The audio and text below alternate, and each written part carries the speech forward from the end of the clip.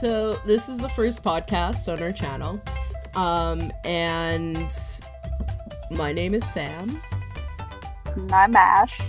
And yeah, this is pretty much what it's going to be. I think for this podcast, we're going to just introduce ourselves, and then going forward, we do have a Twitter. I'm going to update on the Twitter and let you know what to look forward to in the future and what podcasts we're going to do. But for right now, I think we're just going to introduce ourselves. So would you like to go first, Ash? Not at all. Oh. At least you're honest. All right, then I'll go first. What can I say about myself? Well, first I think we should explain how we know one another. That probably would be good, because most people would think that we're just strangers talking to one another, but we are related. We're cousins. So, there's that. Yeah, many a year ago, your mom was born, and then my dad was born, and then they happened to be to the same people, and so here we are. Yeah, and then fast forward, and then I was born, and then you were born, and then we just knew each other and hung out periodically. Yeah, exactly. Yeah, but I think yes. I think though that realistically, I don't know about you, but I don't know a lot of people who are close to their cousins. I think about my relationship with some of our other cousins, and I'm not friends with them. Yeah. I mean, I'm kind of a antisocial type of person anyway, but really you're the only one that I've remained friends with as an adult moving forward. But I feel like we've had some good times. No, for sure. What I think we're just gonna ask each other some questions. Okay. So see what kind of questions I should be asking her. Oh man, I mean, if you just pull up introduction questions on Google and go ham, then I'm okay with that. I mean, I have the introduce yourself on the diabetes community pulled up, so I think I'm gonna ask you those. But yeah, so ooh, this one's good. Do you get angry easily? I'm a redhead, of course I do. Yeah, that's fair. I've seen you get pretty irritated in the past. Let's see what else. I have some good introductory questions here. Ooh, oh, okay, hit me. If you could have an endless supply of any food, what would you get? Oh fuck. Endless supply of food, hey? But it's only one type of food? But it's only one thing, I would assume. Oh shit. Girl, I don't even know. I can tell you the drink right off the top of my head, which would be coffee. Oh yeah. Yeah, oh yeah. Yeah. But for food,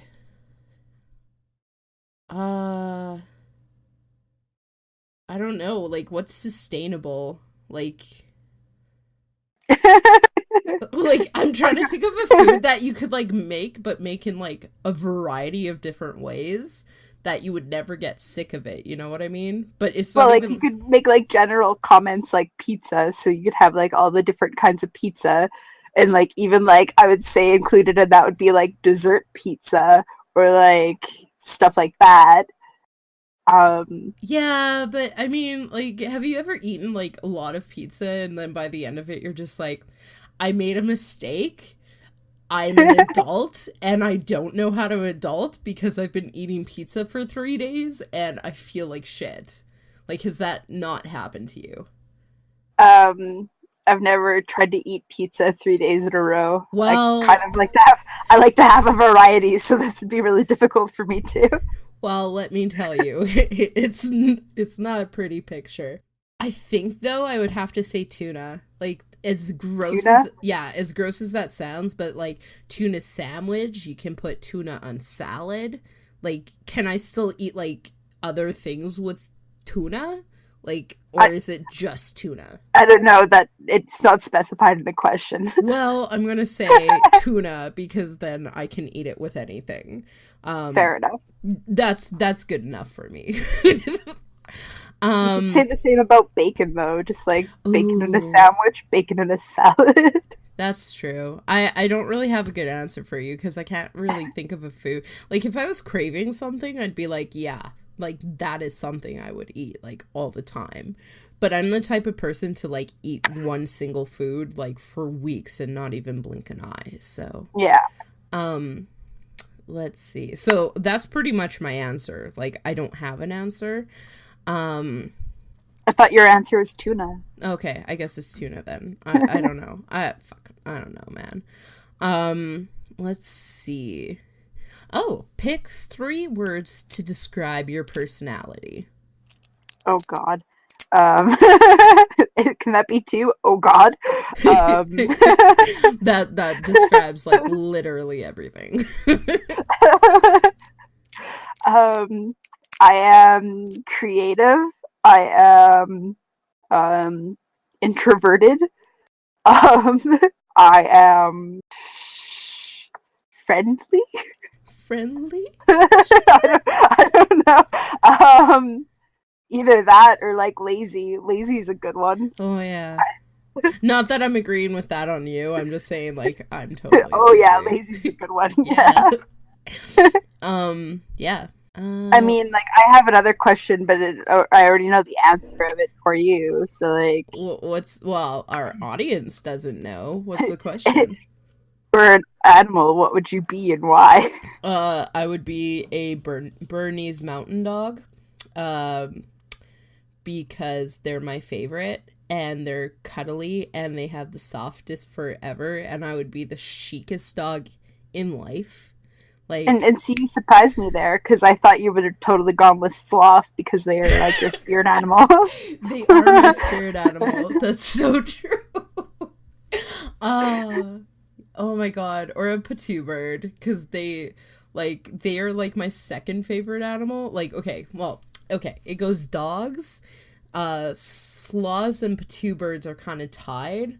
And Okay, then, yeah. I would say, what is that bird in Australia that you can't get, like, anywhere close to because it will hunt you down and it will not stop until you're dead? I don't want to say... don't know. I think it's...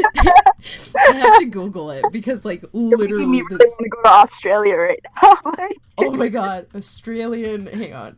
It's like a legitimate bird and it will not stop until you're dead. Danger bird. Oh, what is it? Oh, a southern cassowary? Something like okay. that. It's endangered, but it's also classified as the world's most dangerous bird. But they're beautiful. Like, they have this, like, bright royal blue head, but, I mean, it has talons as big as your fucking skull kind of thing, so... And like I said, it will not stop until you're dead. It'll hunt you down and just tear you open. Oh. All right, next question. Ooh, who are some of your favorite YouTubers? You're gonna have to make me go on YouTube now, aren't you? I know one for sure. I like watching Philip DeFranco for my newsy type stuff and things. Yeah. I've been watching like Cry play video games lately. Because I don't think I've ever heard of him. Like Cryotic, or I'm probably totally saying it wrong, but he does like some scarier games that I like. Mm-hmm. And I'm way too tense to play horror games, so watching somebody else play them is fine with me. That's fair.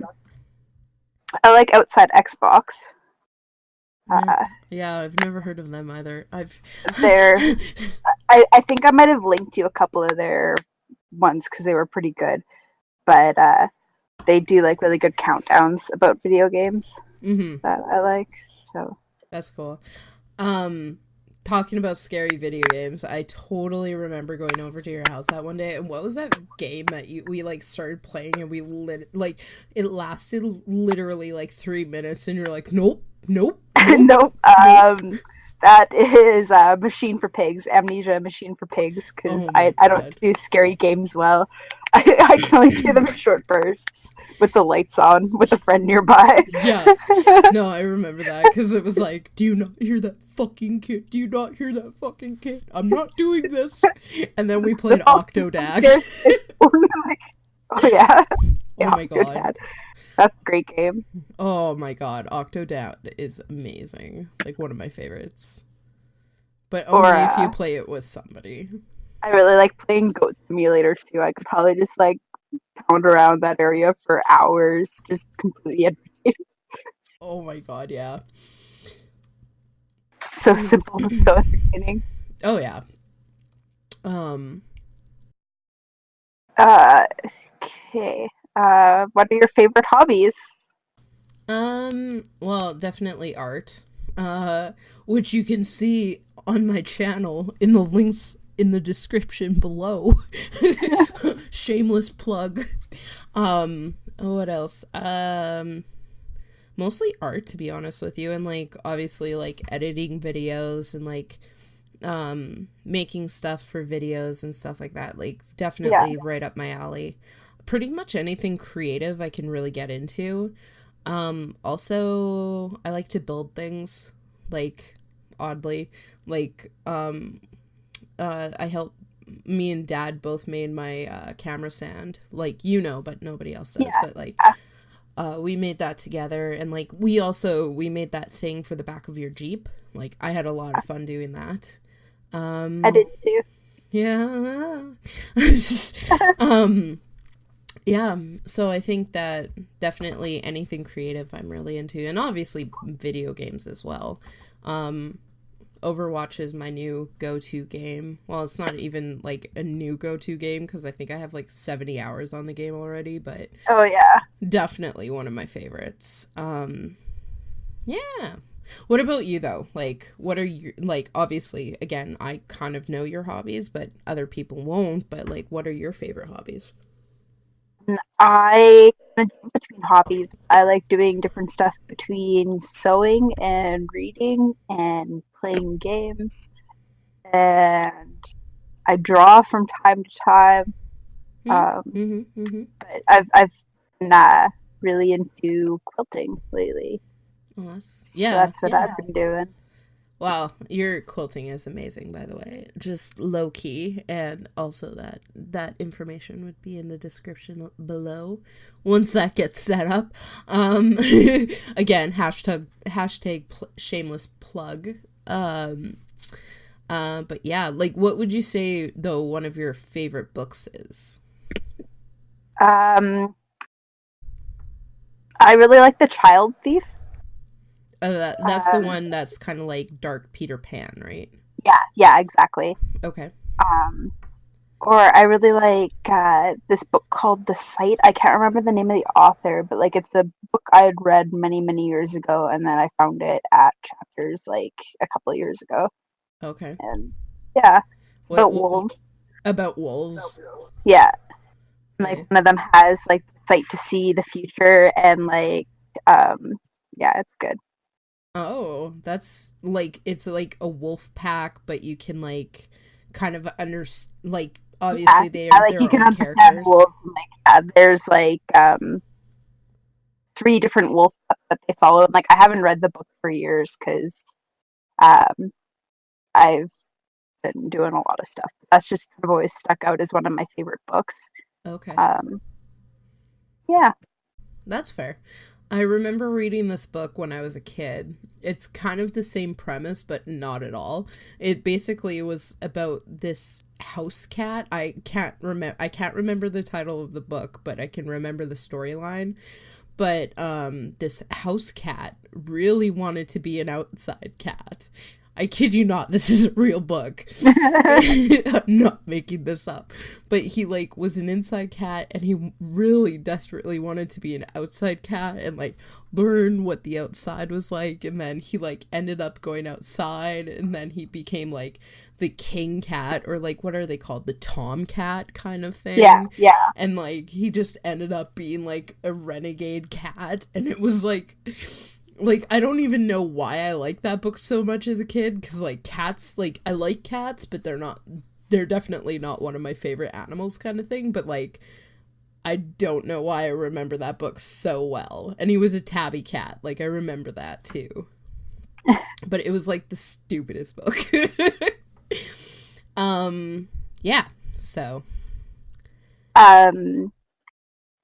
Trying to think, there was another one that I had read that I really liked that had kind of stuck with me. Sweet Blood, one. Sweet Blood? Yeah, I think it's called Sweet Blood. It's like describing the life of a girl that like associates being diabetic with like what people believe vampirism was in like the early ages. Because it had the things like when you have diabetes, your gum line recedes, so it looks like your teeth are elongating, and like you become sensitive to sunlight, and you'll slip into like diabetic need where you get so thirsty that like you'll just drink and drink and drink, but like you can't get rid of that thirst, and so they'd always call it like the thirst for blood or whatever. And Oh, okay.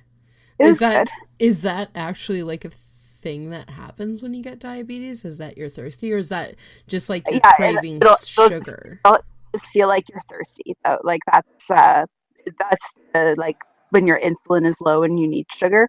Oh, okay. It'll just feel like you're really thirsty. Okay, so like obviously they wouldn't know that in historical times, but like nowadays if you get really thirsty like that, like say if I'm like myself or like like whoever has diabetes, they'll like feel thirsty and then they know that they need to get some sugar in themselves. I couldn't say from like firsthand experience. That's just like what was mentioned in the book, right? Okay. I guess, well, it's not like I don't have Google right here and I can't Google it, Yeah. but I mean, I just found it intriguing that would be like, that would be something that people would think you're a vampire for because you have diabetes. You know, like it just as like a modern perspective of knowing medicine and stuff like that. It's just interesting that like back in historical times, like you were a vampire, but really you just had diabetes. Yeah. And I think it was just that one girl's theory from the book. She was actually like from modern days, and she's talking about that like as her theory. She actually had like type 1 diabetes or whatever. Okay. And she was like in her teens and like dealing with that kind of stuff and like wanting to be like a punk kind of thing and trying to like come into her identity as herself. Yeah. Okay. Got you. Those coming of age books that our parents tried to push on us when we were kids. You know. Your parents pushed books on you? No, not at all. They were. I was like, what? When I started reading like Harry Potter, but like you know how like there's always like those coming of age books that like teachers will try to make you read and like higher definition of Canadian literature. Like you know they just. Oh my god. A lot of self-discovery where nothing happens and just What's your favorite thing to do in the summer? Oh,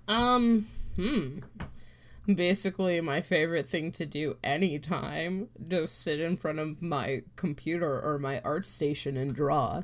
No, though this summer at some point pardon me? That's super lame. I know. I don't go outside much. I have a computer tan. What was it? It was, this summer we should do, Frisbee golf, by the way, because I got that, like, Frisbee golf set, and there's those rings here in the city, so. I have, like, no hand-eye coordination, but I will definitely join you on that. Neat. I don't catch, I only flinch away, but I will put an effort in for you. Thanks, man. I appreciate your efforts. I took some frame bushings to the face the other day because I don't catch. I only flinch away. What's your favorite memory from childhood? Um, I don't know if I really have any like favorite memories from childhood, which is kind of sad. But I have ones that have like stuck with me. Like that time that I like clipped my pinky off with those scissors. You did what, huh? I clipped off like the tip of my pinky, like just right at the skin.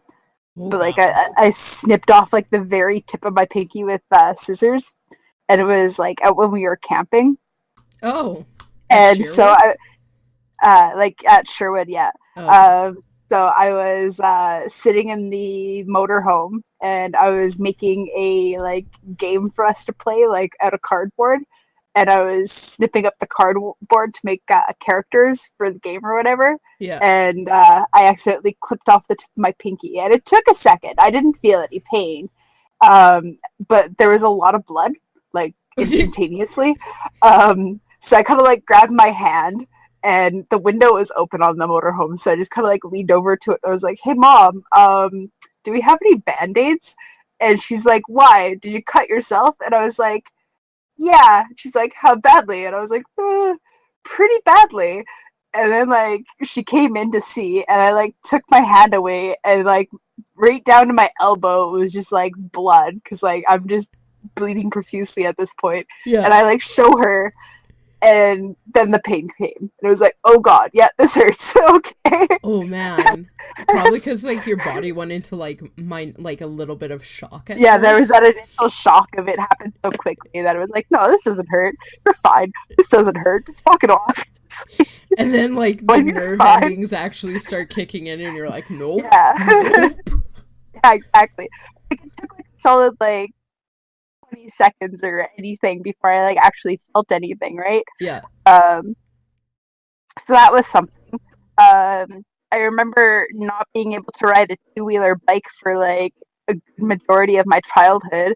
And then the one time when we were out in Sherwood Forest, we had bought my bike out there, and my dad was like, "We're not going to the dugout until you learn to ride this bike." And it was like a million fucking degrees out. So I like eventually just like gave up and like pedaled my way over to the dugout. Yeah. Oh my God. Talking about injuries out at that campsite. Do you remember when was like ripping around on, was it like Travis's bike? I think it was like it was just like Travis's. was that little pink bike that was just like hanging out there that like grandma and grandpa had. Yeah. And they were like trying to do tricks on it. Like they were doing that like driver or whatever it is, where you like hop up on your rear wheel and like spin your handlebars around. Yeah. And like your brother got like halfway around and then just like slammed down and went head over handlebars and like fucking ate shit hard. Didn't he like hit his face on the handlebars too? Yeah. He like either the handlebars to the ground. I didn't see that part. He definitely split his lip open pretty good. Yeah. No, I think it was the handlebars, because I remember watching him because I was by the campfire. Yeah. And like, to describe it for people obviously who weren't there, but like the campfire was in this like little pit, and like there was kind of like a driveway into my grandparents' campsite, and so there was a hill. And I remember I was looking up at the hill, and all I could see is like my brother like ripping by, and then all of a sudden like just hitting his face on the handlebars and like going, and like he just like sprawled out. I was like, oh God. But that kid had so many injuries as like when he was young, like, oh my God. Ooh. Yeah. Oh well. But the kid, I tell you what, he has like deadly aim. Like, I remember, like, we would make him mad as, like, when we were younger, because we had nothing better to do. And, like, he would, like, wind up and, like, whip stuff at you. And I don't think you were there for the, like, he, like, picked up this, like, we had a PlayStation, and you could get these, like, cheat books for the PlayStation. So it would, like, have a walkthrough, and it would have, like, press XXO triangle X to get unlimited lives. Like, it was like one of those books. And he like picked it up because one of our other cousins, Kathleen, was bothering him, and he like whipped it at her. But I was like sitting right behind her, and I like turned my face, and just as I turned my face, the like corner of the book hit me square in the forehead. And like so many times he like wound up and he would like throw things at me, and like they would just like spot on hit me in the eye every single time. He would always hit me in the eye with things. It was, I mean, it's really like, looking back on it, like, again, deadly aim. It's something to like appreciate, really, to see how much aim he had. But in the same breath, it was like, my eyes, man, like, there's a reason why I have to wear glasses now. Thanks, brother. Travis is always really good at breaking my glasses. Oh God. Like, hit me in the face and then just like shatter my glasses into pieces and pull lens out like all the time. Oh yeah, but you've had your glasses since you were like itty bitty. Yeah, no, I've always had glasses. Yeah. Like, as long as I have conscious memory, I've always had glasses.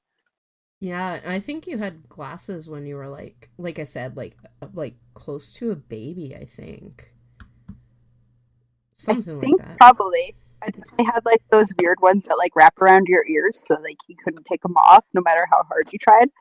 Yeah. And like with your itty bitty baby fingers. Like 90s too, when your glasses were like Coke bottles, all of them, and then like here then both of my fists like put together would be like one lens on one eye. Like yeah, no. Glasses and your face would be like 8 pounds lighter. Oh man. Oh God. Oh, the good old days, eh? Well, I mean, you wear contacts now. Yeah. So, yeah, I didn't get glasses until I was like in 6th grade, something like that. 7th. All I remember is that like I had a bitch of a teacher, and I would squint at the board, and she would come around and she would like roll up her paper and like hit me upside the head and be like, "Don't squint. You're going to get wrinkles when you're older." And then my mom actually had... On you, I still got wrinkles. Yeah, like, ha ha ha, like, I'm gonna get old one day, bitch. Like, come on now.